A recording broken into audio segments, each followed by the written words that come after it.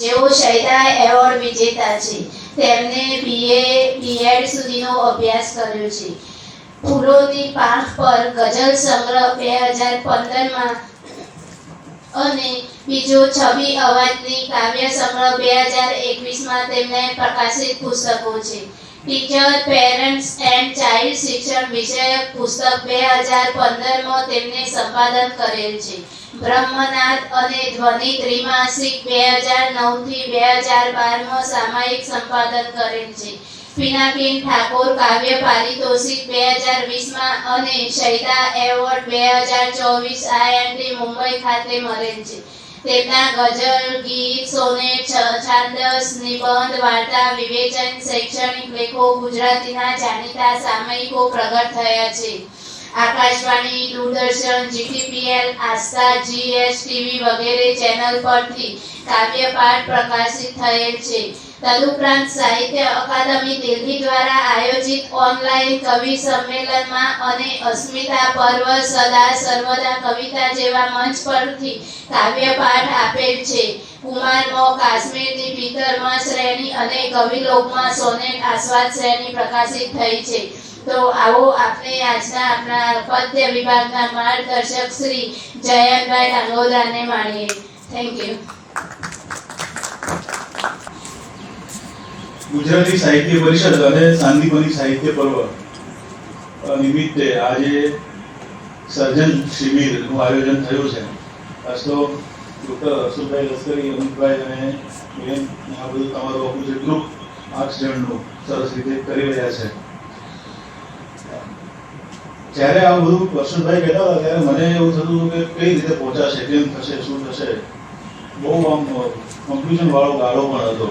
એમ વચ્ચે ઇલેક્શન આવે છે ને કયા તબક્કામાં શું હશે એ ખબર નહોતી, પણ બધું બરાબર પાર ઉતરી ગયું.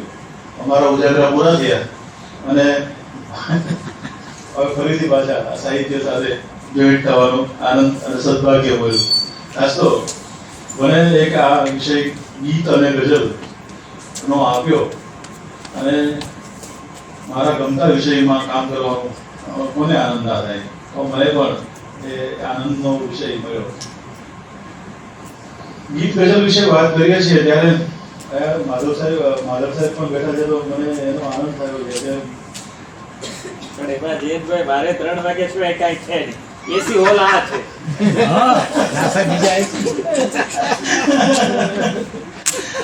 એ વાત પણ કરી છે. પણ મને તો આનંદ થયો. તમને કદાચ સમય પેલો થયો પણ મારી સામે બેઠા છે તો મને એ વાતનો ગર્વ થાય કે માધવ સાહેબ સામે બેઠા છે અને એમની સામે મારે વાત કરવાની, આપ સૌ મિત્રોની સામે વાત કરવાની છે. ગીત ગઝલ એવું સ્વરૂપ છે આજનું કે જે દરેકને આકર્ષે છે. કોઈ વ્યક્તિ ગુજરાતમાં સાહિત્ય સાથે કામ કરતી હોય અને એના મોઢે ગઝલ કે ગઝલનો શેર કે એવું ના આવે અથવા તો એને કશું લખ્યું ના હોય એવું બને જ નહીં. કઈ નહીં તો એને છૂટો શેર લખી દીધો હોય. મને એક મિત્ર એવું કહેતા હતા કે ભાઈ તમને રોજ કેટલા છૂટા શેર મારવામાં આવે છે. મેં કીધું ના, મારવામાં નથી આવતો પણ એક ફૂલો બનીને આવે છે. કોઈ એક બીજાનો કોઈ શેર સરસ મજાનું કોઈ લખે છે ક્યાંક બેઠા બેઠા અને આપણને મોકલાવે, આપણને આનંદ થાય કે ભાઈ કોઈ ગુજરાતી ભાષા સાથે કામ કરી રહ્યું છે. મારે એ જ્યારે ચર્ચા થતી ડૉક્ટર હર્ષદભાઈ સાથે એ વખતે ત્યારે અમે પાક્ષિકેમાં બેઠા હતા અને અમે અક્ષરની જ વાત થઈ કે આપણે ત્યાં ગુજરાતીમાં એવા કોઈ ગ્રુપ જ નથી. થોડીક સંસ્થાઓ કામ કરી રહી છે. ત્યારે નોર્વેની જે ભાષા છે તો કેટલા ગ્રુપો એક સાથે કામ કરે. આપણા કરતા તો વસ્તી ક્યાંય ઓછી ગુજરાતી ભાષી કરતા અને છતાંય આટલા મોટા ફલક ઉપર, આટલા બધા વિશાળ ફલક ઉપર એ બધા જુદા જુદા ગ્રુપ્સ કામ કરે. તો જે મોટા પૂર્જાનું કામ હોય ને યંત્રમાં, એ નાના પૂર્જાની પણ જરૂરિયાત હોય છે. તો નાના નાના ગ્રુપ છે એ પણ મહત્વના છે. અને આજે આ એ જ ગ્રુપ જેને કીધું કે એ કોઈ આમ સ્થાપિત ગ્રુપ નથી, છતાંય આ ગ્રુપ એ સરસ રીતે આ કામ પાર પાડી શક્યું છે. તો આવા ગ્રુપો કામ કરતા રહે, ભાષા સાથે કામ કરતા રહે અને એનો આનંદ મારે અહીંયા ગીત ગઝલની આ શિબિર ગીત ગઝલનું સેશન છે એમાં લેવાનું છે. ગુજરાતીમાં ઓછામાં ઓછા આજે એવું કહેવાય છે ગણવા બેસો તો 2000 જેટલા ગઝલકારો કામ કરે છે. કોઈ છે તો એવું તમને મળશે કે જ્યાં ગલીએ ગલીએ એક ગઝલકાર હોય, ગલીએ ગલીએ કવિ હોય. એક પ્રવાહ, ધસમસતો પ્રવાહ ગઝલનો આ સમયમાં વહી રહ્યો છે. કોઈ નદીમાં પૂર આવે અને પૂર જે એની આસપાસ મોટા મોટા ઝાડને પણ ઉપાડી જાય અને બીજું કઈ નાનું મોટું જે પથ્થર નાન તે નાના બાંધકામો પડ્યા હોય તો બધાને ઉપાડી ઘસલીને લઈ જાય. ગઝલે બધાને આ તરફ વાળી દીધા છે. બહુ જ ઓછા લોકો ગીત જ્યારે સર્વેયું કર્યું સાહેબ તો 4 સંગ્રહ મને સર્વેયા કર્યા હતા આખા વર્ષમાં. બાકી બધું ગઝલ.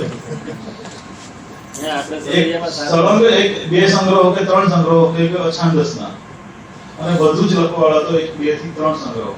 તો ગઝલે લગભગ આ પ્રવાહમાં બધું પસરી લીધું છે.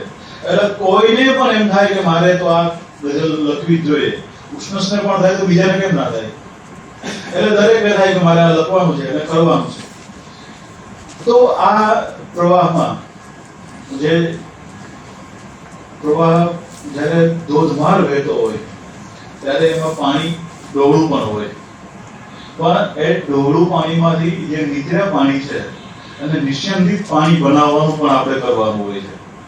એટલે એ પ્રવાહમાંથી જે સારું સારું હોય એ આપણે સ્વીકારી લેવાનું છે અને એ પાણીને આપણે આપણા ઉપયોગ માટે લઈએ, બાકીનું બધું છોડી દઈએ. તો ગઝલ છે એ પણ એક આપણા મુખ્ય પ્રવાહનો મુખ્ય ધારાનો કાવ્ય પ્રકાર છે. બીજા સ્વરૂપો કરતા ગઝલ જુદી પડે છે એનું કારણ એ છે કે એ ખૂબ જ ફ્લેક્સિબલ છે એમાં કામ કરવું હોય.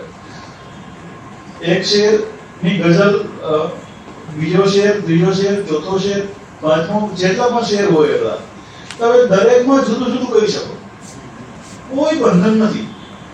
જેટલા શેર એટલા વિષય એવું પણ બને. અને એવું પણ બને કે કોઈ મુસલસલ ગઝલ છે તો એક જ વિષયની ગઝલ મેઇન ભાવ સાથેની મુખ્ય ભાવ સાથેની ગઝલ પણ હોય. તો ગઝલમાં આ જે લાક્ષણિકતા છે, આ જ લાક્ષણિકતા એમની મર્યાદા પણ બની રહે છે. કોઈ એક જ ભાવની વાત થતી હોય ત્યારે એમાં વિખરાઈ જવાનું બહુ વધારે રહે છે ગઝલમાં. અને આ જે વિખરાઈ જવાનું જે જુદા જુદા વિષય છે અને બે પંક્તિમાં આપણે જે કહી દેવાનું છે બરાબરનું અને એ સમજાય એમ કહેવાનું છે અને એના બરાબર ઉતરવું જોઈએ એ રીતે કહેવાનું છે. આટલા જે લાક્ષણિકતાઓમાં ને કારણે ગઝલ જે મોટા ફરક પર જવી જોઈએ ઘણી વખત એ નથી પહોંચતી. તમને ખંડકાવ્યની કોઈ વાત કરો તો તમે ખંડકાવ્યની વાત કરવા લાગો, આખું ખંડકાવ્ય પણ તમારામાં બરાબર નજર સામે આવે કે ભાઈ આમાં આમ થયું તેમ થયું ને એ વાત થાય. તમે જ્યારે મહાભારત અને રામાયણની વાત કરો છો ત્યારે શું વાત કરો છો? પ્રસંગોની વાત કરો છો, એમના કોઈ પહેલાની વાત કરો છો. આખરે છે તો મહાકાવ્ય જ ને, પણ તમને આ બધું યાદ રહી જાય છે. પણ ફરજિયાત તમે જ્યારે ગઝલની વાત કરો ત્યારે તમારે શેર જ કેવો પડે અને એ શેર પણ છૂટો જોવાનો, અલગ જ હોવાનો, ભાવ અલગ હોવાનો, જુદો ભાવ હોવાનો. એટલે કે લાક્ષણિકતા પણ છે અને મર્યાદા પણ છે. એની સામે સોનેટ જે 14 લીટીમાં કહે છે જે કહેવાનું એ તમે 2 લીટીમાં પણ કહી શકો છો. અછાંદસ જે તમે મોટું લખો છો એ તમે નાનામાં કહી શકો. પણ ફરક ક્યાં છે કે સોનેટમાં તમારે જે વાતાવરણ લઈ આવવાનું હોય, પરિવેશ લઈ આવવાનો હોય, જે દ્રશ્ય દોરવાનું હોય એ દ્રશ્ય દોરવાનું તમને ગઝલમાં નહીં આવે. એમાં તો તમારે જે કહેવાનું છે એ સીધું જ કહેવું પડશે. તમારે એમાં ફળિયું, ડેલી, નાન તેમ બધું નહીં જ આવે, તો સીધી બહારી જ આવશે અથવા તો ઉમરો જ આવશે, એ જ વળોટી જવાનું છે. અને સોનેટ કહેશો તો આ બધું આવે છે. દીર્ઘ કાવ્યમાં એનાથી પણ વિશેષ આવી શકે. ગીતમાં તો થોડીક મોકળાશ છે કે તમે એ 2 અંતરા 3 અંતરાનું ગીત છે તો એ 2-3 અંતરાના ગીતમાં તમે એક વાત ફૂટીને સરસ રીતે મૂકી શકો છો. એ ગઝલમાં એ થતું નથી. ગઝલનો એક શેર પર્યાપ્ત છે અને એ પર્યાપ્ત તો શેરમાં જ તમારે બધું કહેવાનું છે. એટલે એમાંથી કવિતા નીચે જવાની. પણ કવિતા નિપજવી જોઈએ એ પહેલી શરત છે. આજે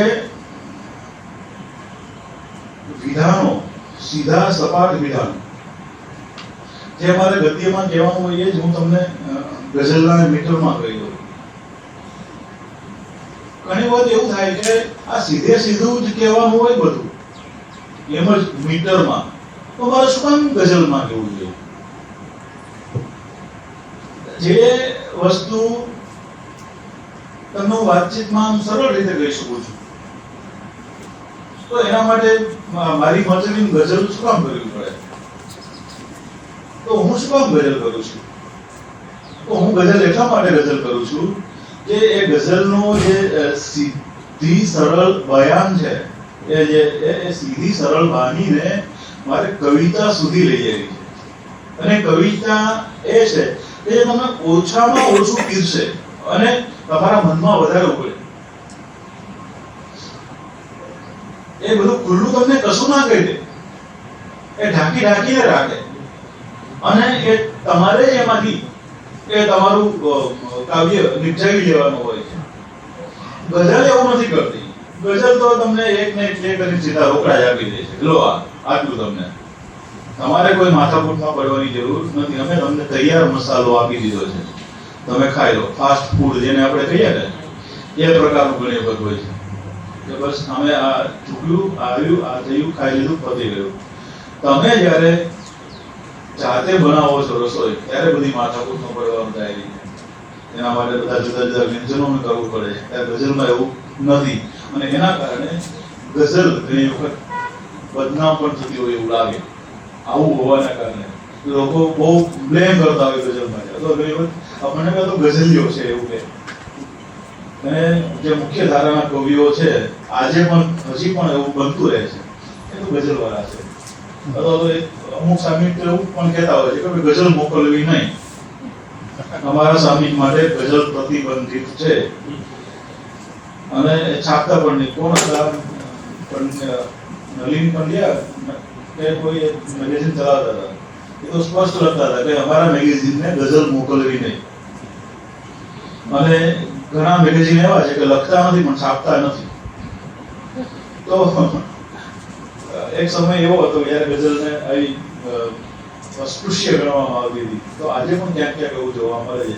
પણ એ ગઝલે જેટલી એક વખત ચલન માત્રી સાહેબે પરિષદના અધિવેશનમાં કીધેલું કે જેટલું આમ પ્રેશર આપવામાં આવ્યું હતું ગઝલને આ પંડિતો દ્વારા, પંડિત યુગમાં ખાસ તો વધારે આ પ્રેશર હતું કે આ કોઈ કવિઓ નથી ને એ જુદી ચંદ્ર ઉપરના માનવીઓ એવું ને. જોકે આપણા ગઝલકારોનું વાતાવરણ એવું હતું કે જાણે ચંદ્ર ઉપરના માનવીઓ હોય ને એમ જ વર્તન કરતા. એટલે બંને વચ્ચેની જે ગેપ હતો ને એ બહુ મોટો હતો. અને એના કારણે બંને મુખ્ય ધારા અને ગઝલ બે જુદી જુદી ચાલતી હોય ને એવું થતું. અને એમાં ઝઘડા ઝઘડી તો પછી ચાલે જ ને. તમારી વચ્ચે જયારે સંવાદ ના રહે ત્યારે આવું બધું થાય. તો એ વખતે ગઝલને આવી રીતની ગણવામાં આવતી હતી. પણ ગઝલે પછી તો એવો પ્રવાહ આવ્યો જોરદાર. તો ચલન માત્રી સાહેબ કેવું હતા કે લેતા જાઓ એમ, તમે જેને દૂર રાખતા હતા એ તમારી માથે આવી પડી છે એવા ભાવમાં એમ. તો આજે આ ગઝલ આટલા પ્રવાહમાં આટલા મોટા ફરક ઉપર કામ કરી રહી છે. પણ એમાં પણ સરસ કામ કરવાવાળા લોકો સરસ રીતે કામ કરી રહ્યા છે.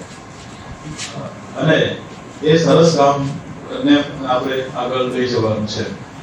કોઈ પણ ભારતની કોઈ પણ ભાષામાં લખાતી ગઝલો કરતા ગુજરાતી ગઝલ એ વિકસિત ગઝલ છે, વિકાસશીલ ગઝલ છે અને એ સતત એક પછી એક પગથિયા ઉપર ચડતી ગઝલ છે. ગુજરાતી ગઝલના જે પાણી છે એ ક્યારેય સ્થિર થયા જ નથી.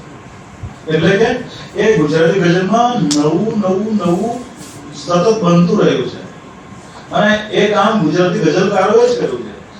એ જે પરંપરાના ગઝલકારો હતા એ પછી આદિલ સાહેબ અને શિનુ મોદી અને મનહર મોદી ને એ બધા આવે છે. અને આ જે ગઝલકારો છે ને એ તો મુખ્ય ધારાના અને ગઝલકાર એમ તમે ભાગ ના વાળી શકો એ પ્રકારે એ એ ગઝલ ની નજીક આવ્યા છે અને ગઝલ કીધી છે. તો ગઝલે અને એ પ્રવાહથી જ ગઝલ આટલી મુશ્કેલી છે અને બીજી ભાષાની ગઝલો કરતા એ ગઝલ મોટી ઉચેરી બની છે. અને એટલે તો આદિલ સાહેબને ગઝલનો વળાંક કીધો છે. અને વળાંક સમજવા માટે પણ તમારે પરંપરાની ગઝલ પણ જોવી પડશે અને વળાંક કેમ આવ્યો છે એ જોવા માટે પણ તમારે પછી આદિલ સાહેબથી શરૂ કરવું પડશે. તો તમને ખ્યાલ હશે કે ગુજરાતી ગઝલમાં વળાંક કઈ રીતે સિદ્ધ થયો છે અને ગુજરાતી ગઝલ કઈ રીતે કવિતા તરફ જતી થઈ છે. અને એક સમય એવો પણ પછી તો ધીરે ધીરે આવે છે આ તબક્કામાં કે પ્રયોગખોરી તરફ ગઝલ વળી ગઈ. મોં માથા વગરની ગઝલો કહેવાવા લાગી. જેને જે ફાવે મન ફાવે મારી મચને ધબધબાટી પ્રદીપ કાફિયા બરાબર એ મીટર થઈ ગયું છે ધાબો આ ગઝલ આ શેર અને પછી એના રસદર્શન કરવા વાળા મળી જાય. અને એ જે આખું તંત્ર ભેગું થયું તો મોં માથા વગરની ગઝલનું રસદર્શન કરવા વાળા હોય, લખવા વાળા હોય અને વાહ કરવા વાળા હોય. અને એ નુકસાન છે કે જે થાય એ કોને થાય છે? એ જે પ્રકાર છે ને એને થાય છે. એટલે એ પ્રકારને નુકસાન નથી થવા દેવાનું. એ રીતે આપણે આ ગઝલમાં કામ કરવાનું છે અને એ કામ કરવા માટે આપ સૌ અત્યારે કરી રહ્યા છો અને પ્રતિબદ્ધ છો. તો એક એવું કામ છે તો કેશવ દાસે કવિ ક્રિયામાં એક સરસ વાત કરી છે કે કવિતા કઈ રીતે થાય છે કે જદપી સુષ્મતિ સુલસની બહુ વિવેક પિત ચિત્ત ભૂષણ બિનન બિરાજઈ કવિતા વનિતા મિત. આભૂષણ વગરની કવિતા કે વનિતા ન હોય, એ શબ્દાલંકાર હોય, અર્થાલંકાર હોય, આની સાથે કવિતા હોય, એ સુલક્ષણા હોય એ બરાબર છે, એનામાં વિવેક હોય, સરસ હોય એ બધું બરાબર છે. પણ આ બધા હોવા પછી પણ એનામાં આ અલંકાર આભૂષણ એ હોવા જરૂરી છે. એટલે એટલે કહે છે કે ભૂષણ બિન બિરજતી, આ ભૂષણ વગરની કવિતા ના હોય અને એ કવિતાનું આપણે સતત સેવન કરવાનું છે. એ કવિતાને સતત માણવાની છે અને જેટલા એના સાનિધ્યમાં રહેશું ને કવિતાના એટલી જ કવિતા આપણા તરફ આશીર્વાદ એ વરસાવશે. આપણે કવિતાથી જો જુદા પડ્યા, કવિતાથી અલગ થયા તો સમજવાનું કે જેમ પતિ પત્ની અલગ થાય અને એમની વચ્ચે વ્યવહાર ઓછો થાય તો શું દશા થાય છે? તમે પતિ પત્ની ઘરે હો ને આખો દિવસ ના બોલો તો શું દશા થાય જોજો. એ ગેપ વધતો જાય. એક દિવસ નહીં બોલો તો કલાક નહીં બોલો ઘરે હોવ ને વાંચતા હશો તો એ વાંચવાનું તમને ફરી કરવા આવશે જ. પતિ પત્ની બે જે કઈ હશે લખતા બે કહેશે કે શું રામાનામાં નથી આવતું. એટલે એમનો સંવાદ રહે છે કોઈ પણ હિસાબે. તો પતિ પત્નીનો જેમ સંવાદ રહે છે, કવિ અને કવિતાનો પણ સંવાદ સતત રહેવો જોઈએ. જો આ સંવાદ તૂટ્યો તો સમજવાનું કે તમે ધીરે ધીરે છૂટાછેડા તરફ જઈ રહ્યા છો. એટલે રોજે કવિતા વાંચવાની છે, રોજે આ બધું કરતા રહેવાનું છે. જો કવિતા ઘણી વખત એવું લાગે કે એ કવિતા આપણી શોખ છે, પત્નીને એવું લાગે કે કવિતા તો શોખ છે આ મારી, તો એ હદે કવિતાને તમારે ચાલવાની છે. અને જ્યારે લખતા નથી ત્યારે કવિતા વાંચો છો એટલે એનો અર્થ એવો છે કે તમે 24 કલાક કવિ છો. તમે લખો ત્યારે જ કવિ છો એવું નથી લખતા ત્યારે તમે જે કવિતાનું સેવન કરો છો. અને એ જે કવિતા એવી નારી છે, એવી સ્ત્રી છે કે જે બહુ જેને કહે તરત રિસાઈ જાય તો તમે એને મનાવવી પડે ઘડીએ તો એ રિસાઈ ન જાય એટલા માટે સતત આ કવિતાનું સાનિધ્ય સેવવાનું છે. અને એ કવિતામાં તમારે ગઝલ, ગીત, અછાંદસ, દીર્ઘ કવિતા, ખંડ કાવ્યો જે પણ તમારો રસનો વિષય છે એમાં તમે સતત એ સંપર્કમાં રહો તો કવિતાના આશીર્વાદ તમને મળશે. બાકી એ છૂટે ગયા અને આપણે એવું માનતા હોય કે ના મારે શું કવિતા વાંચવાની જરૂર છે, હું તો એમ જ કવિતાઓ લખીશ. ઘણા તો એવું કહે કે કવિતા વાંચવાથી બીજાની છાપ ઊભી થાય. એમની છાપ મારે લેવાની. ત્યારે મને વિચાર આવે કે હું મારા પૂર્વ સૂર્યોને જો ના વાંચું, કવિતા લખતો હોવું છતાં અને હું પાછો એમ કહું કે ના, મારી ગઝલ તો બધે પહોંચવી જોઈએ. હું મારા પૂર્વ સૂર્યને માનતો નથી અને મારી અપેક્ષા એ છે કે મારી ગઝલ તો બધે પહોંચી જાય. તો એ કઈ રીતે બનવાનું હોય? જે ગઝલ સાથે કામ કરે છે, જે કવિતા સાથે કામ કરે છે, એ માણસ જો આ નહીં કરે તો કોણ કરશે? તો મારે સતત કવિતાનું સાનિધ્ય સેવવાનું છે, એની સાથે કામ કરવાનું છે. એક નિયમ બનાવી લેવો જરૂરી છે કે હું રોજે રોજ આટલી ગઝલો વાંચીશ, આટલી કવિતાઓ વાંચીશ. અને એ દરેક પ્રકાર, અને ઘણી વખત એવું બને છે કે ગઝલમાં જેમને રસ હોય ને એ બીજી કવિતા વાંચતા જ નથી. વાર્તાની તો વાત જ નહીં કરતો સાહેબ, કેમ કે એમાં તો 4, 5, 7, 8 પેજ હોય છે. પણ જેમને ગઝલ ની જે પેલી થઈ ગઈ છે ને, તો એ પેલી 14 પંક્તિ સુધીની છે સોનેટની, અછાંદસ નહીં, પાના જોઈને જ મૂકી દેશે કે ના, આમાં ના જવાય.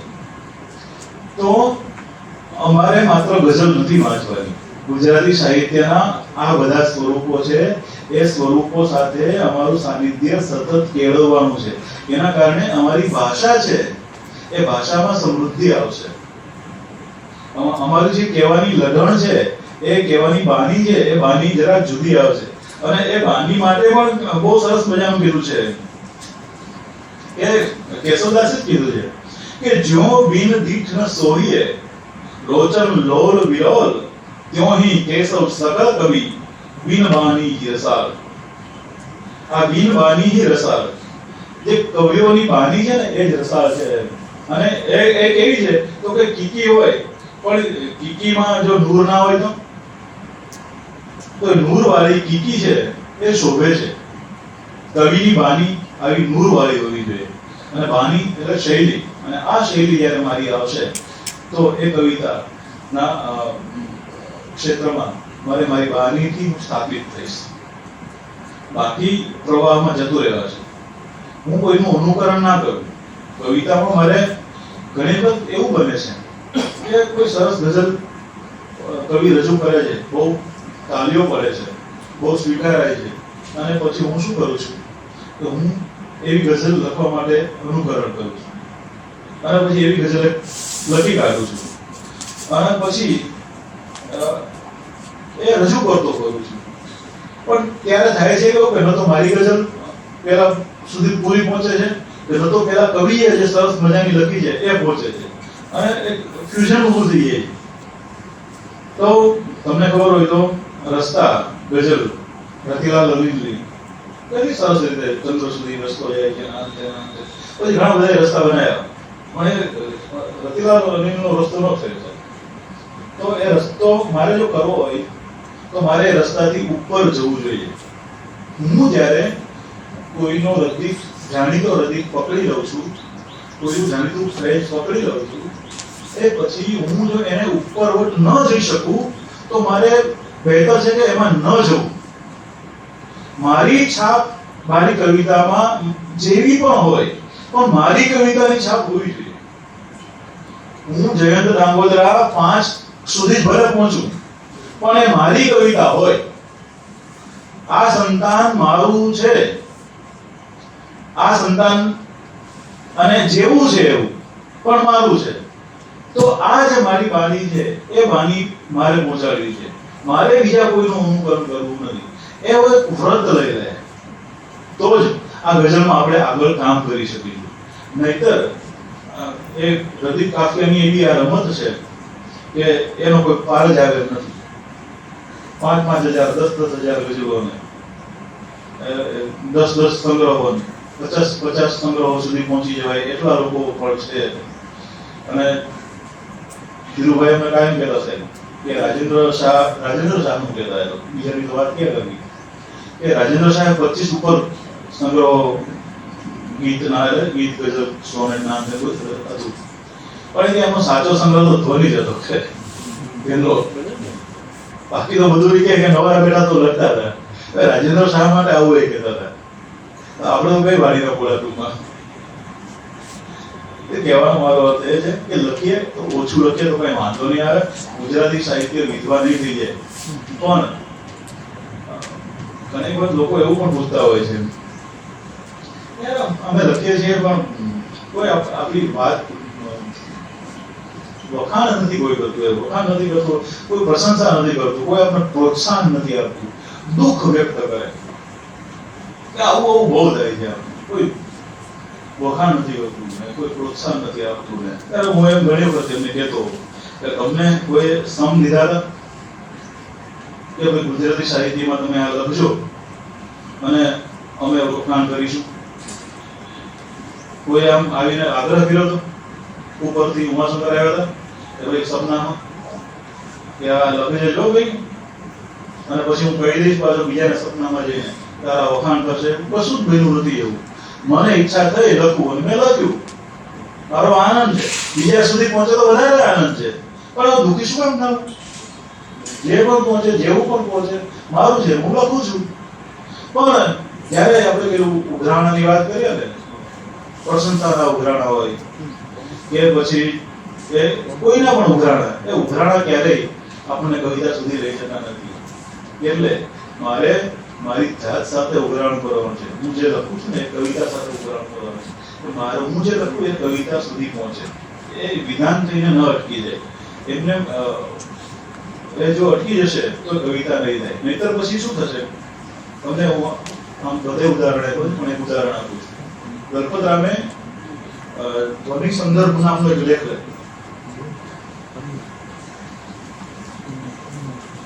ધ્વનિ સંદર્ભમાં એવું કહે છે, દ્રષ્ટાંત આપે છે, દ્રષ્ટાંત તમારી સામે કે જામ સાહેબે કોઈ કવિને કવિતાથી ખુશ થઈને એ ગામડું ભેટ મારે, આખું ગામ ભેટ મારે. સ્વાભાવિક છે કે તો જામ સાહેબ હતા અને ગામડું ભેટ આપે તો આપી શકે. પણ પેલા જે ગઢની દેવળીએ બેઠા હોય ને સિપાહીઓ, બે સિપાહીઓ ને એમ થયું કે આ સાહેબ જામ સાહેબ એ કવિતામાં ગામડું ભેટ આપે તો આપણે શું કામ કવિતા ન લખીએ? એમને મળે તો આપણને કેમ ના મળે? એટલે બે નક્કી કર્યું કે આપણે કવિતા લખવી. બરાબર ઠાન લઈએ અને લખ્યું તો લખ્યું, પણ 2-3 દિવસ પછી આવ્યો અને કીધું જો હું લઈને આવ્યો છું કવિતા. એટલે કીધું સંભળાવ. એટલે સંભળાવે છે કે બીતા પર વલિયા, બીતા પર વલિયા, વલિયા પર સલિયા, બીતા પર વલિયા, વલિયા પર સલિયા, સલિયા પર નલિયા, સલિયા પર નલિયા, એ ચારે તુમકો મલિયા. पेलो क्या बात है, बहुत अच्छे, बहुत खूब. तो परस्पर भाव एम थी तो करવું જ પડે. બે જણા બીજું કોણ હતું? એટલે તમે મને સંભળાવો, હું તમને સંભળાવું, હું તમારો વખાણ કરું, મારો વખાણ કરો અને ચાલે ગાડી. તો એટલે બહુ બહુ સરસ છે આ તો, બહુ સરસ લખ્યું. તો તે કશું લખ્યું નહીં? તો આ મેં લખ્યું ને કે સંભળાવી ગયે રહી સંભળાવે છે કે જામ જામ જામડા. જામ સાહેબ કહે છે કે જામ જામ જામડા દે બીજે ગામડા. એના મનમાં પેલું ગામડું હાલતું હતું કે દે બીજે ગામડા, તેરા રહે જાય નામડા, તેરા રહે જાય નામડા, મેરા હો જાય ગામડા. એટલે બે એકબીજાને ભેટી પડ્યા કે શું કવિતા છે, અને બે એકબીજાના વખાણ કર્યા કે આ આપણે કેટલી અદ્ભુત કવિતા લખી. પણ આપણને ઇનામ નહીં આપે કે એ તો એના જે નજીકના છે સગા સંબંધીઓ અને જાણીતા ઓળખીતા પાળખીતા એને જ આપશે કે બાકી આપણી કવિતા કઈ ઓછી છે. તો ઘણી વખત આપણે પણ આવું કરતા હોઈએ છીએ. તો બે જણા મળીએ પછી વાત કરીએ કે આ લખવું જોઈએ કે ના જેવું તેવું લખવું જોઈએ. આ પણ આવું છે તેવું છે. પણ કહેવાનો મારો અર્થ એ છે કે આપણે આપણી જાત સાથે જ્યારે ચકાસણી કરીએ ત્યારે માત્ર આપણે નથી કરવાની, એટલે ભેગી મૂકી દેવાની. ધીરુભાઈ અમારી ઉત્સવમાં વારંવાર બે હતા ત્યારે એવું કહેતા કે તમે જ્યારે કવિતા અહીંયા રજૂ કરો છો ત્યારે તમે ઉઘાડા થઈ જાઓ છો. તમે કોઈ મેગેઝિનમાં કવિતા છાપી દીધી તો તમે ઉઘાડા થઈ ગયા. તમારે જે કહેવાનું હતું બધું જ એમાં આવી ગયું. હવે તમારે એમાં કોઈ સફાઈ દેવાની થાય નહીં. અમારે શું થાય કે ઉત્સવમાં કવિતાની ચર્ચા થાય પછી પ્રતિભાવ આવે, કોઈ એમ કે આમ નથી તેમ નથી, અને પછી છેલ્લે કવિ આમ તો પ્રતિભાવ માંગતા નથી, બહુ કડક સાહેબ અમારા બુદ્ધસભામાં, એટલે કોઈ પૂછે નહીં તમે આમાં શું કહેવા માંગો છો, પણ ક્યારેક આવો રિવાજ જ નહીં. હો, બુદ્ધસભામાં કવિને પૂછવાનો રિવાજ જ નહીં તમે આમાં શું કહેવા માંગો છો. જે બેઠા હોય કે આમાં આ છે તેમાં તે છે, એ જે હોય બધું પછી એમાં જ આવે. કેટલાક એમ પણ કે આમાં કશું બનતું જ નથી. અમારે એક મોટા કવિને કીધું હતું કે આ તો આવી ડાળી ના આવે આવી કવિતાને, પણ એ કવિતા લખાતી હશે તો આવું બધું બનતું હોય છે.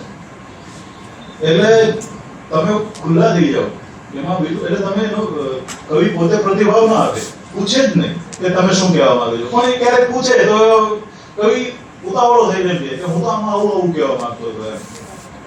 ઘણી વાર આપણે કહેતા હોય ને કે મારો શેર તમને સમજાયું નહીં, આપણે એમ કહે તો કે આવું કહેવા માંગુ છું. એટલે ધીરુભાઈ એવું કહેતા કે તમે દરેક ભાવુકને કહેવા દેશો કે હું આવું કહેવા માંગુ છું. કવિતા પોતે જવાની છે, કવિતાની જોડે કવિ થોડો જવાનો છે. એટલે કવિતા એ છે કે કવિતા જ સમજાય, તમારે જોડે જોડે જવાનું નથી. એટલે કોઈ પ્રતિભાવ ના પૂછે કવિનો. એટલે કવિતા છે એ રીતે જવાની છે. તો એવી કવિતાની સાથે આપણે કામ પાર પાડવાનું છે. અને કવિતા જ પોતે પહોંચે, એમના જે કહેવાનું છે એ પણ કવિતા જ કહે. પછી અલગ છે કે કોઈ વાત ખોલીને કરે, પણ આ રીતે એક સરસ મજાની કવિતા ગઝલ એ આપણે કરવાની છે. અને એ ગઝલમાં જે કામ કરી ગયા છે આપણા કવિઓ, અને એ ગઝલના સ્વરૂપ વિશે થોડી વાત કરી અને એના થોડા શેર વિશે વાત કરી. હું માનું છું કે લગભગ બધા જે મિત્રો બેઠા છે એ ગઝલના બાહ્ય સ્વરૂપથી જાણકાર છે. બહુ ઓછા એવા હશે કદાચ જાણકાર નહીં હોય, એટલે એમના વિશે હું અચળથી જ વાત કરું, બહુ ઊંડાણમાં જતો નથી. એટલે પ્રથમ મતલાનો છે, છેલ્લો મક્તાનો છે, કાફિયા, રદીફ. રદીફ છે એ સળંગ ચાલે છે ગઝલમાં, પહેલેથી માંડીને છે છેલ્લા સુધી. કાફિયા છે એ બદલતા રહે છે, પ્રાસ એક સરખા હોય છે પણ કાફિયો બદલતો રહે છે. અને પ્રથમ જે મતલાનો શેર છે એ મતલાના શેરમાં સાની મિશ્રા અને ઉલા મિશ્રા. સાની એટલે બીજી પંક્તિ અને ઉલા એટલે પ્રથમ પંક્તિ. આ બંને મિશ્રામાં રદીફ હોય છે, કાફિયા હોય છે. રદીફ કાફિયા બોલીએ છે ખરા, પણ એ ક્રમ કાફિયા રદીફનો હોય છે.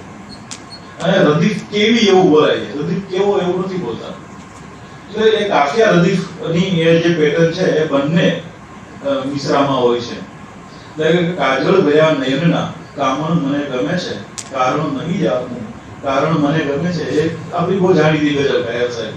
તો મને ગમે છે એ રદીફ છે, કારણ કામણ આ કાફિયા છે. અને આ પહેલો જ શેર છે એટલે કે મતલાનો શેર છે, એમાં બંનેમાં રદીફ કાફિયા અને બંને મિશ્રામાં રદીફ કાફિયા છે. એટલે તો આ જે છે એ શેર મતલાનો શેર. મતલાનો શેર છે એ આપણી માન્યતા ઘણી વખત એવા પ્રકારની હોય છે કે એ બંને પંક્તિઓ જુદી જુદી હોય તો ચાલે, પણ એવું નથી. પ્રથમ પંક્તિ અને બીજી પંક્તિ વચ્ચે સંકલન સંયોજન જોવું જ જોઈએ. એ સંકલન નથી અને બંને છૂટક પંક્તિઓ તરીકે ક્યારેય મતલા બની શકે નહીં. એટલે એ મનમાંથી આપણે કાઢી નાખવું જોઈએ કે આ બંનેને ગમે મૂકી દઈએ તો ચાલી જાય. અને એ જ્યારે ગમે તેમ મૂકી દઈએ છીએ ત્યારે એ જ્યારે ગઝલ આપણે કોઈની સામે રજૂ કરીએ છીએ ત્યારે પ્રથમ શેરથી જ ગઝલ ઉઘડતી નથી. અને પ્રથમ શેરથી જ્યારે ગઝલ ના ઉઘડે ત્યારે કવિને એમ થાય કે મારી તો વાત જ કોઈને પહોંચી નહીં. પણ તમે એવી જ વાત નથી કરી તો ક્યાંથી પહોંચે? તમે બે જુદી જુદી વાત કરી છે.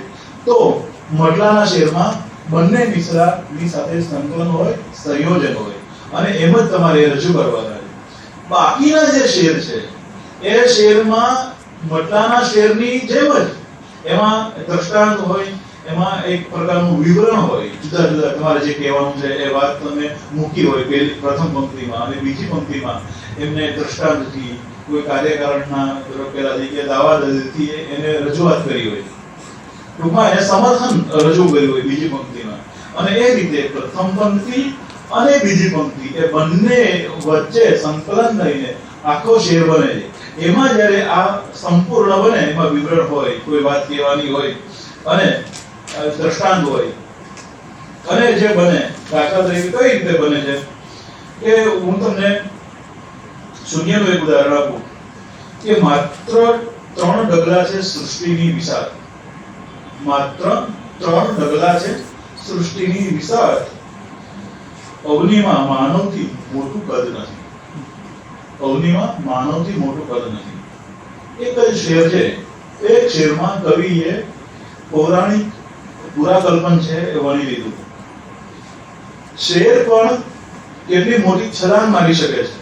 આ એક જ શેરમાં જેમ વામન વિરાટ બને છે 3 ડગલા માપીને, અને જે રીતે એમ આ 2 પંક્તિનો શેર વામનમાંથી વિરાટ કઈ રીતે બને છે તેનું પણ આ ઉદાહરણ છે કે માત્ર છે 2 જ પંક્તિ, અને આ 2 જ પંક્તિમાં એમને સૃષ્ટિની વિશાળ, કોના માટે? સૃષ્ટિની તો 3 જ ડગલા વિશાળ છે અને માનવથી કશું મોટું નથી, સૃષ્ટિ પણ માનવથી મોટી નથી, એવું કહે છે. એટલે કે મહત્વનો માણસ છે અને માણસ માટે આ બધું છે, અને માણસે એમાં આ 3 ડગલા માપવાના છે.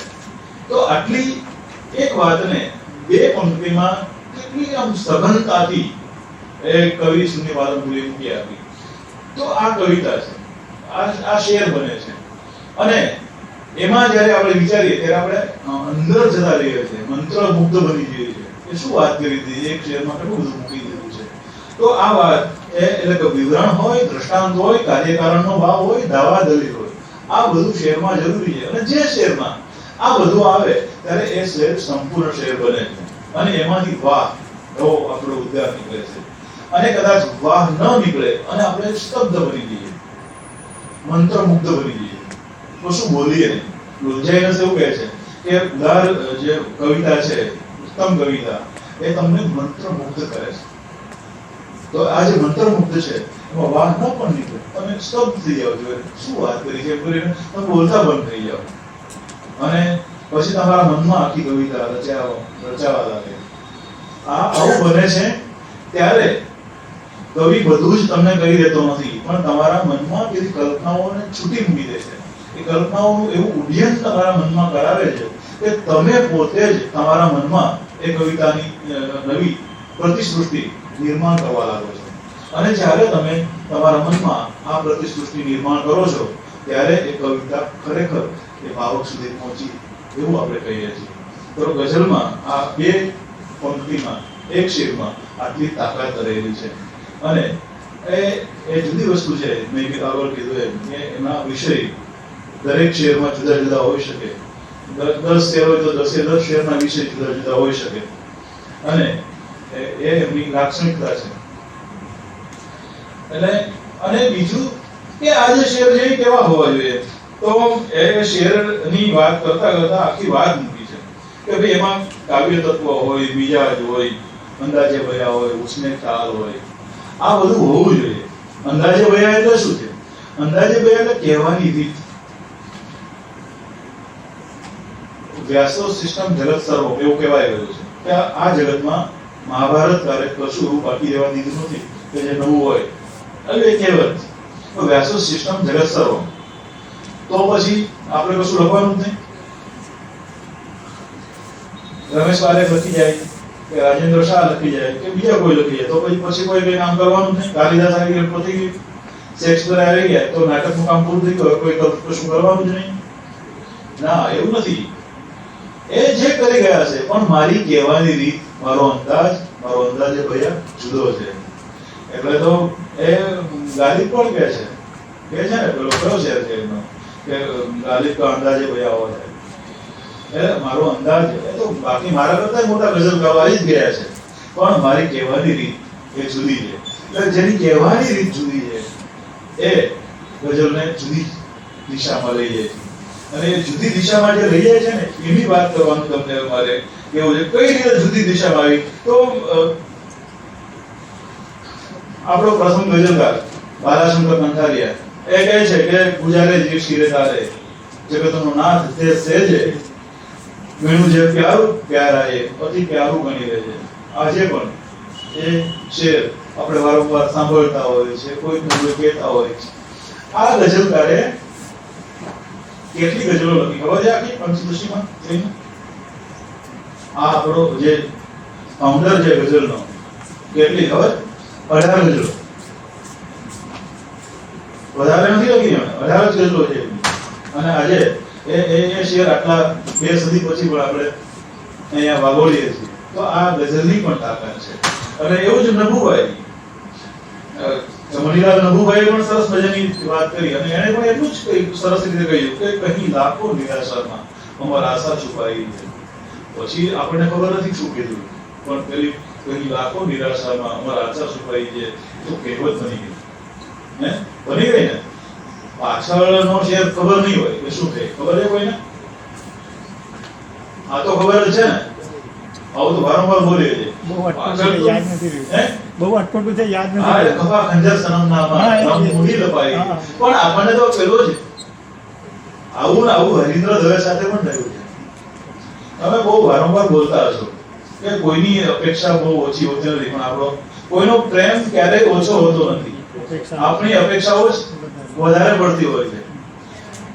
આ વાક્ય હરીન્દ્ર દવેની એક કવિતાનું ઉપાડ છે, પ્રથમ પંક્તિમાં આવે છે. અને પ્રથમ પંક્તિમાં આવે છે અને નિદ્રા નામની કવિતા છે, અછાંદસ કવિતા છે. આ પહેલી પંક્તિઓ તો સુવિચાર જેવી છે, આજે હું બોલ્યો હોય તો, પણ પછી કવિતામાં એ જે રીતે આગળ આવે છે એ સરસ રીતે આવે છે. પણ આજે તમે કોઈ પણ જગ્યાએ કોઈ નામ લીધા વગર લોકો બોલતા હોય છે. એમને એ પણ ખબર નથી કે આ હું બોલું છું એ હરીન્દ્ર દવેનું છે. એને પોતાને જ ખબર નથી. મોટિવેશનલ સ્પીકર હોય ભાઈ, પણ એ હરીન્દ્ર દવેની એમ ખબર જ નથી કે હરીન્દ્ર દવેનું. તો આટલી સરસ કેમ કે આપણા સુધી પહોંચી ગઈ, વિસ્તૃત થઈ ગઈ, વિરાટ થઈ ગયું. અને જે વિરાટ થઈ જાય ને એ પછી લોકો ત્યાં ઊંધે સુધી જતા નથી કે કોનું છે એમ. એટલે પછી એક પછી લોકગીત જેવું થઈ જાય. અને ઘણા બધા એવા ગીતો થઈ ગયા છે એમ કે આ લોકગીત છે. એકચ્યુઅલી મેઘાણીનું બન્યું બની પડે ને કેવું પડે ભાઈ આ મેઘાણીનું છે, લોકગીત નથી. આ મેઘાણીની કવિતા છે. તો આ બધું આમાં બનતું હોય છે. તો અંદાજે ભૈયા કૃષ્ણ ખ્યાલ, એમાં વિચાર સૌંદર્ય હોય અને મોસીકી એટલે સંગીતમયતા એમના શેરમાં હોય.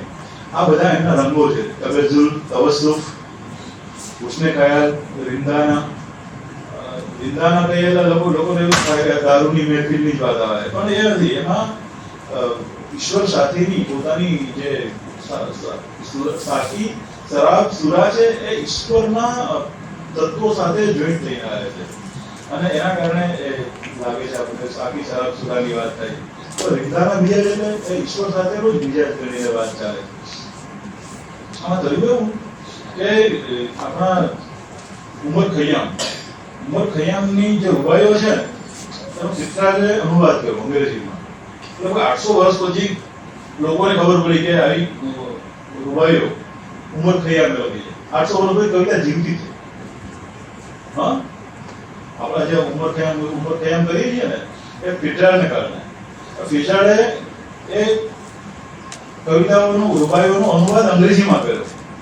પણ હવે એને સમજાયું કેવું, આ બધું સાકી શરાબ સુરા છે ને એને સાકી શરાબ સુરા જે શાબ્દિક ભાવમાં સમજાયું અને શાબ્દિક ભાવમાં જ એમને જે લખ્યું. એટલે મૂળ જે પેલો અધ્યાત્મનો ભાવ જે આવો છે ને એમાં એ ના આવ્યો, પણ પેલો શરાબ સાકી સુરાબ મહેફિલ વાળો ભાવ એ ઇઝરાયલની અંગ્રેજી રૂબાઈઓના અનુવાદમાં આવ્યો અને યુરોપને મજા પડી ગઈ આમાં સાકી શરાબમાં. પછી તો શૂન્ય પાલનપુરીએ પણ રૂબાઈઓનો અનુવાદ કર્યો છે અને એને મૂળ જઈને અનુવાદ કર્યો કે આ આવું કહેવા માંગે છે. પણ કહેવાનો મારો અર્થ એ છે કે સાકી શરાબ સુરા એ માત્ર શાબ્દિક અર્થો નથી, એ જુદી રીતે જઈ રહ્યા છે. તો અને એ પણ ખરું કે રૂબાઈઓ 800 વર્ષે પછી જાગૃત થઈ. એટલે કવિ ક્યારે જાગૃત થાય એવું કઈ જ નથી. આપણે એમ થાય કે આ પતી ગયું નહીં, એવું નથી કહ્યું. તો કોઈકના હાથમાં આવશે અને ફરીથી પાછળ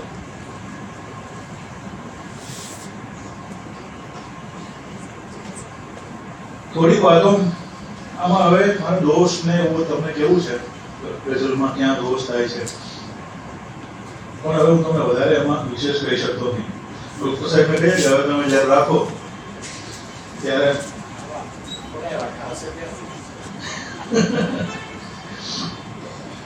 બીજું ગઝલમાં સિયાસી કે સામાજિક એ માની આવે, રાજકીય, આર્થિક, સામાજિક ને શોખી કહેવામાં આવે અને એ જ્યારે એ કટાક્ષ કરવામાં આવે તો એ પણ ગઝલનો એક રંગ છે. ખાસ હિન્દી ગઝલોમાં આ વધારે તમને દેખાશે.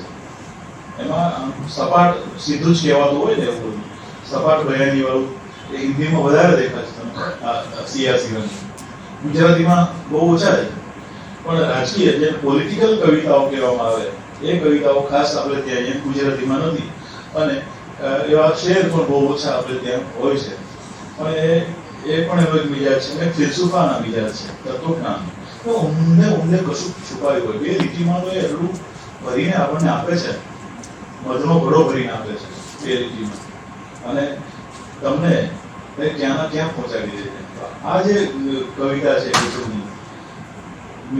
મિસ્કિન સાહેબનો છે ને કે તારું કશું ન હોય તો છોડી બતાવતું, તારું જ બધું હોય તો છોડી નાખતું. વાત તો બે જ લીટીની કરી છે, કેટલી બધી મોટી વાત કરી કે તારું કશું ન હોય તો ભાઈ છોડીને બતાવી દે ને. હવે જો તારું કશું હોય તો છોડી જ એક વાર હોય, અને તારું જ બધું હોય તો પછી છોડી બતાવ. એક જ શબ્દના ફેર સાથે આ કવિએ કેટલી મોટી વાત કરી. અને આ એવો કવિ છે કે જે 2000 પછી એ આમ પ્રકાશમાં આવ્યા. તમને લાગે ને કે આ બહુ લાઇમલાઇટ દેખાય છે મિસ્કિન સાહેબની. એ મિસ્કિન સાહેબ 2000 પછી જ મેં કીધું સાહેબ તમારું, હું વાંચતો સાહેબ અભ્યાસ કરતો હતો કે તમારું આ લોકોએ કોઈ જોયું જ નથી કેટલાય સમય સુધી. એ મિસ્કિનનું નામ ના મળે સાહેબ. ઘણું બધું ખંખોડ્યું મેં કે આ મિસ્કિનનું નામ કેમ કઈ દેખાતું નથી. મેં પૂછ્યું તમારું કેમ કઈ નામ દેખાતું નથી ક્યાંય? તો હું તો આ તમારું જોઈ રહ્યો છું એટલે મને ખ્યાલ આવ્યો. તો મને અંજળ બધાઈ કે આટલું જ ખાલી અંજળ. આપણું જયારે અંજળ આવે ત્યારે બધું થાય છે, બાકી તો બધું ચાલે એમ કીધું એને મને. પણ એ અંજળ કવિતાનો આ રીતે પણ આવે. અને પછી તો એમની ગઝલો તમે વાંચશો તો તમને ખ્યાલ આવશે કે એક ગઝલ ક્યાંય રિપીટેશન નથી. ગઝલના ગુચ્છ, સુદામા ગુચ્છ, 9 સુદામાની ગઝલો પ્લસ 1 એવું સુદામા ગુચ્છની ગઝલો મિસ્કિને આપી છે.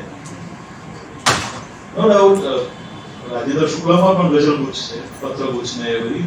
પણ આને આખું મિત ઉપર જ્યારે કોઈ ખંડકાવ્ય લખાતું હોય એ ધારામાં એમની આ સુદામા ગઝલો છે. વતન પ્રેમની ગઝલો પણ એક ધારામાં લખાયેલી છે. ઘણું બધું છે. તો કહેવાનો મારો અર્થ એ છે કે ગુજરાતી ગઝલ સતત વિકસતી રહી છે અને એ વિકાસમાં ગુજરાતી ગઝલ બીજી કોઈ પણ ભાષાની ગઝલો કરતા આગળ છે. બીજી ગઝલો સ્થિર થઈ ગઈ જ્યારે ગુજરાતીમાં પ્રયોગો થયા, પ્રયોગો થતા રહ્યા. અને એ પ્રયોગો ક્યાંથી શરૂ થયા અને એ પ્રયોગ કરનારા પણ કેવા હોય? પરંપરાનો ગઝલકાર એ પોતે પણ જ્યારે પ્રયોગશીલ ગઝલ કહે તો કેવી કહે એનું તમને ઉદાહરણ આપું છું કે જિંદગીનો એ જ સાચે સાચ પડઘો છે ગની. જિંદગીનો એ જ સાચે સાચ પડઘો છે ગની, કોઈ ના વ્યક્તિ એનું નામ બોલ્યા કરે. આપણે બધા સાંભળ્યું છે, ગની સાહેબને તો ખૂબ સાંભળ્યા છે. એકદમ સરસ રીતે આપણી ગઝલ પરંપરાના એક કવિ. એક હવે આધુનિક ગઝલ કઈ રીતે કહે છે કે અંધાર આવું આવું કરે બારીમાંથી, અંધાર આવું આવું કરે બારીમાંથી, પીળો પ્રકાશ ખંડમાં હાથે પરસ પડ્યો, પીળો પ્રકાશ ખંડમાં હાથે પરસ પડ્યો. આ બે શેરને હું તમને નામ ના આપું અને જુદા જુદા બોલું તો તમે ચોક્કસ કહેવાના કે આ કોઈ એક કવિની ગઝલ નથી, આ તો એક કવિના શેર નથી. કેમ કે એક પરંપરાનો શેર અને આ સેતુ છે પરંપરા અને પ્રયોગશીલતાનો ગની. અને એટલે અને અંધારામાં અંધાર આવું આવું કરે બારીમાંથી અને પીળો પ્રકાશ ખંડમાં હાથે ફરસ પડ્યો. તો આ આધુનિકતા છે ને એ આધુનિકતા પછીના કાળમાં આદિલ સાહેબમાં આવી છે, ચીનુ મોદીમાં આવી છે, મનર મોદીમાં આવી છે. અને મનર મોદીમાં તો કોઈ એવું કીધું હતું કે તમે તો એવી ગઝલો માથે મારતા રહ્યા છો, ખુદ જાણે ખુદા જાણે. એટલે મીન્સ કે એટલી અક્ષર ગઝલો સુધી પહોંચી છે આપણી ગઝલ. અને અક્ષર ગઝલ એટલે નાની સુની નહીં, એમ સરસ મજાની ગઝલો એમને કીધી, પણ ખુદ જાણે ખુદા જાણે સુધી એને ગઝલને પહોંચાડી દીધી. તો આવી પણ આપણી ગુજરાતી ગઝલ છે. અને એ જ આદિલ સાહેબનું તો આપણે તો જ્યારે પ્રણયની જગમાં શરૂઆત થઈ હશે ત્યારે પ્રથમ ગઝલની શરૂઆત થઈ હશે એ સાંભળીએ. અને પછી રેઇનકોટો, છત્રીઓ, ગમસૂટ, વોટરપ્રૂફ હેટ, માનવીએ કેટલી ગીતો છે વરસાદમાં. બધા જ આધુનિક શબ્દોનો ઉપયોગ કરીને એ વરસાદની વાત કરે ત્યારે પણ વરસાદનો શેર કેટલો સરસ વિચાર આવે. તો આ ગુજરાતી ગઝલો વાળા એ આદિલ સાહેબ છે. ચીનુ મોદી, પથ્થરને નામે પર્વત, પર્વતને નામે પથ્થર, દરિયાને નામે પાણી, ઈર્ષાદ આપણે તો ઈશ્વરને નામે વાણી. કેટલું લખીને ગયા, કેટલું કહીને ગયા, કેટલી સલાહો લઈને ગયા. ચિરુકાકા અમારા શનિ સભામાં વાત કરતા હતા કે હું જ્યારે લખવાની શરૂઆત કરી કોલેજમાં તો ત્યારે લખીને ગયો કવિતા. કોના વિશે? તો કે નહેરુ વિશે. ભગત સાહેબે બતાવી. ભગત સાહેબે કીધું કોઈ તું ઓળખે છે આમને, કોઈ સંબંધ આમ તમારે કે આમની સાથે? તો કે ના ના એવું તો કશું નથી એમ. તો એણે કીધું કે તો પછી તને હોય એ લખ ને તું.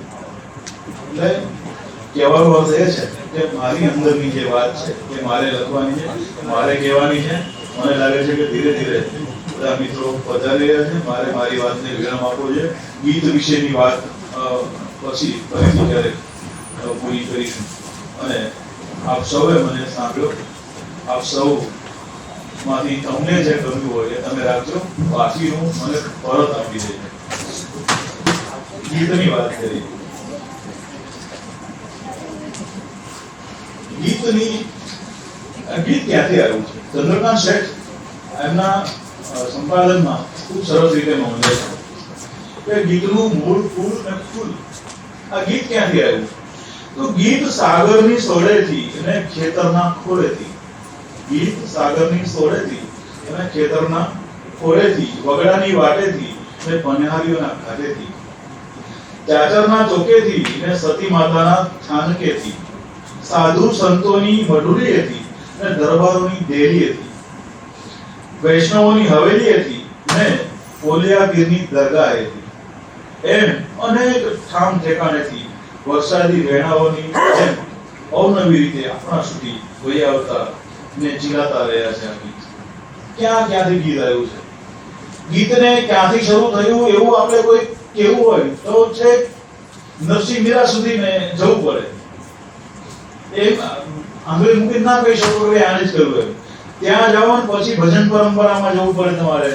એમાં ધીરાની કાફીઓ હોય, નરસિંહના પ્રભાતિયા હોય, કે મીરાના પદ હોય, ધોળ હોય, પ્રેમાનંદ સ્વામિનારાયણ સંપ્રદાયના જે સંતો છે એમના જે પદો છે, ભજનો છે, આ બધામાં તમારે જવું પડે.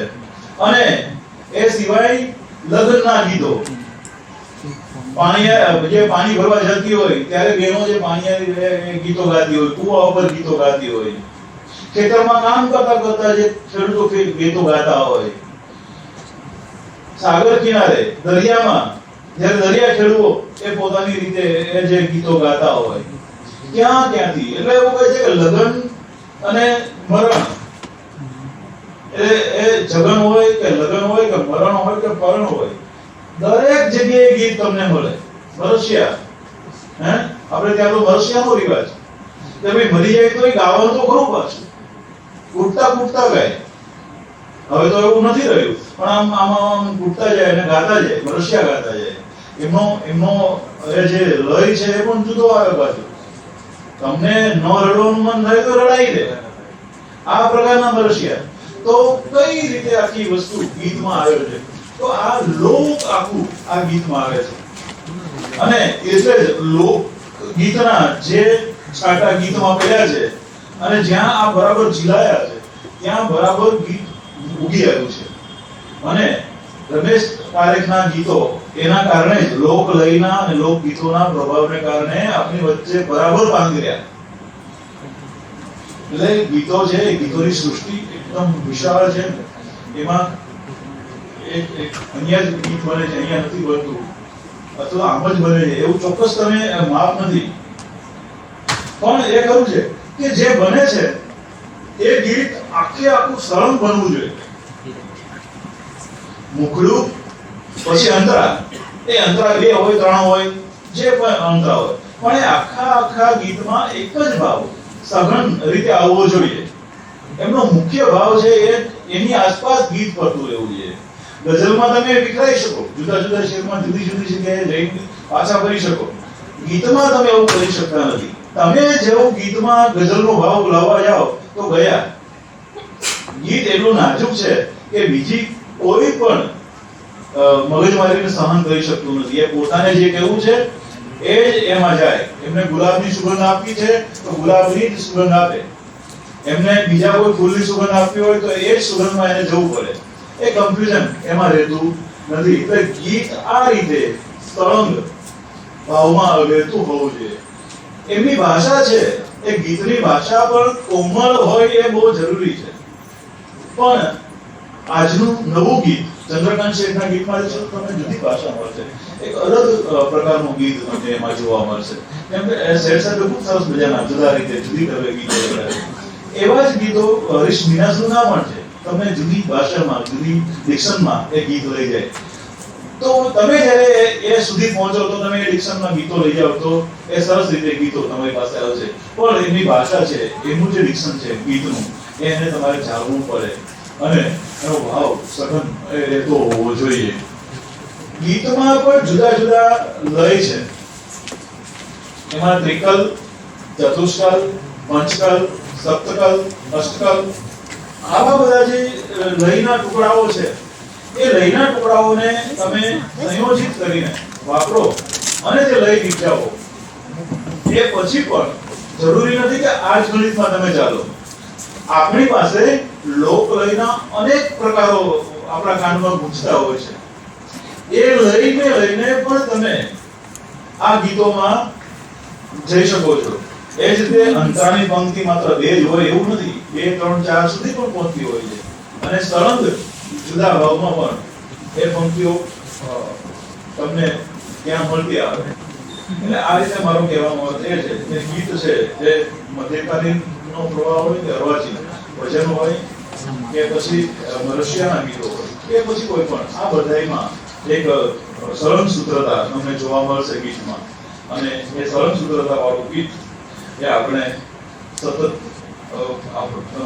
પ્રમાણતા રહેવાનું છે.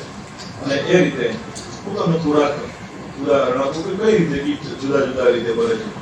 કે ગામું અધૂરું મહિલમાં એટલે વાલમાં, ગામું અધૂરું મહિલમાં ઉમાશંકરનું ગીત છે. અહીંયા આવેલું પાછું ઠેલમાં એટલે વાલમાં, પછી વળી પાછા રિપીટ કરે છે કે હોઠે આવેલું પાછું ઠેલમાં એટલે વાલમાં, ગામું અધૂરું મહિલમાં. એટલે કવિને અંદર પેલા હજી મારે કશું કેવું બાકી રહી જાય છે તો એ બીજી પંક્તિમાં એ પાછા રિપીટ કરીને કહે છે. એટલે ગીતકારની પાસે આ સવલત છે કે એ લઈને લાંબો ટૂંકો કરીને લઈ જાય છે. પછી ઉષ્ણસ્વર ગીત છે કે ડુંગરા હજીએ એના એજ અસલના આદિવાસી રે લોલ. કે ડુંગરા હજીએ એના એજ કે અસલના આદિવાસી રે લોલ. કે ડુંગરા બદલાયાના સેજ કે વનના એકલ નિવાસી રે લોલ. એમ એક કે ડુંગરા હજીએ કે ડુંગરા એમ કરતા કરતા આખું ગીત શરૂઆતમાં ડુંગરા આવી રીતના આવે અને પછી ગીતના શબ્દો એ આવતા જાય. તો આ રીતે પણ જે ગીત ઉષ્ણ કરે છે. તો તમે કઈ રીતે ગીત કરો છો એ તમારી પોતાની પ્રતિભા પર આધારિત છે. અને એ ગીતને એક કવિ કૃષ્ણદવે, એ કૃષ્ણદવે ગીતને જુદી રીતે પ્રયોજ્યું. કટાક્ષમાં કોઈ પણ કવિમાં જે કટાક્ષ ના જોવા મળે, રાજકીય કટાક્ષો જેને ખાસ તો કહીએ કે બીજા કોઈ સામાજિક કટાક્ષો, એવો એક ગીત કવિ એટલે કૃષ્ણદવે. તમને એમાં આ બધા કટાક્ષો જોવા મળે છે. અને એ સિવાય તમને એક બીજો ગીત કવિ એક 80 વર્ષનો ટેટોડો એ ભાષા સરસ રીતે વાપરે છે દલપત કર્યા કે એક 80 વર્ષનો ટેટોડો એના મોઢા અમે દુધિયા દાંત બોલે ટેટોડો આપણે બધું સાંભળ્યું છે ટેટોડો તો બધા સાંભળ્યું પણ ટેટોડોને કઈ રીતે લઈ આવે છે કવિ અને એ તો છપાઈને છોરી જોતો હતો એ વૃદ્ધની વાત કરે છે એ તો છપાઈને છોરી જોતો હતો એના નેણામાં નવરા નાગ એના નેણામાં નવરા નાગ કે ટેટોડો કે એક 80 વર્ષનો ટેટોડો તો આ પ્રકારે કવિતા ક્યાં બને છે ગીત તો છે જ બરાબર છે કવિતા ક્યાં બની કે એનો છપાઈને છોરી જોતો હતો એના નેણામાં નવરા નાગ ટેટોડો અહીંયા જે નાગ આવ્યા છે ને આંખમાં એ નાગ શું આપણે ચીંધી બતાવે છે એ આપણે બધા જોઈ શકીએ છીએ તો એ ગીત ખાલી લયનો કકડાટ નથી કે હું બધા ગ્રુપમાં મેં કીધું કે ગીત એ ખાલી લયનો કકડાટ નથી કેટલાક ગીતકારો માત્ર લય જ કકડાવતા હોય કવિતા તો હોતી જ નથી તમે છેક સુધી જાઓ તો કવિતા જ ના મળે કેમ કે એક વાર તમને લય પાકો થઈ જાય તો તમે કકડાયા જ કરો અને છેક સુધી લય જ દેખાય પણ આમાં કવિતા ક્યાં છે ગીત ક્યાં છે ગીતનો જે સઘન ભાવ છે એ ક્યાં છે તમે ગીત લખો છો ત્યારે ધ્યાનમાં રાખો કે તમે ગઝલ લખતા નથી તમે ગીત લખો છો અને એના કારણે એક સળંગ ભાવ સળંગ સૂત્રતા આ ગીતમાં હોવી જોઈએ અને બહુ એક ગીત તમને યાદ દેવડાવી મારી વાત પૂરી કરું છું કે મીઠા મધુ ને મીઠા મેવડારે રોલ એથી મીઠી તે પૂરી માતરે જનનીની જોડ શકી નહીં કરે રોજ આજે મધર્સ ડે નિમિત્તે આ પણ એટલી ઉપયુક્ત છે તો એ માને યાદ કરીને આપણે આજની વાત પૂરી કરીએ. વાહ, ખૂબ સરસ જયંતભાઈ. આપે પદ્ય વિભાગમાં ગીત, ગઝલ, છંદ અને લય વિશે ખૂબ સરસ માહિતી આપી, સૌનું માર્ગદર્શન કર્યું. એ માટે સૌ વિદ્યાર્થીઓ વતી હું તરલિકા પ્રજાપતિ તત્વમસી આપશ્રીનો ખૂબ ખૂબ આભાર વ્યક્ત કરું છું. Thank you.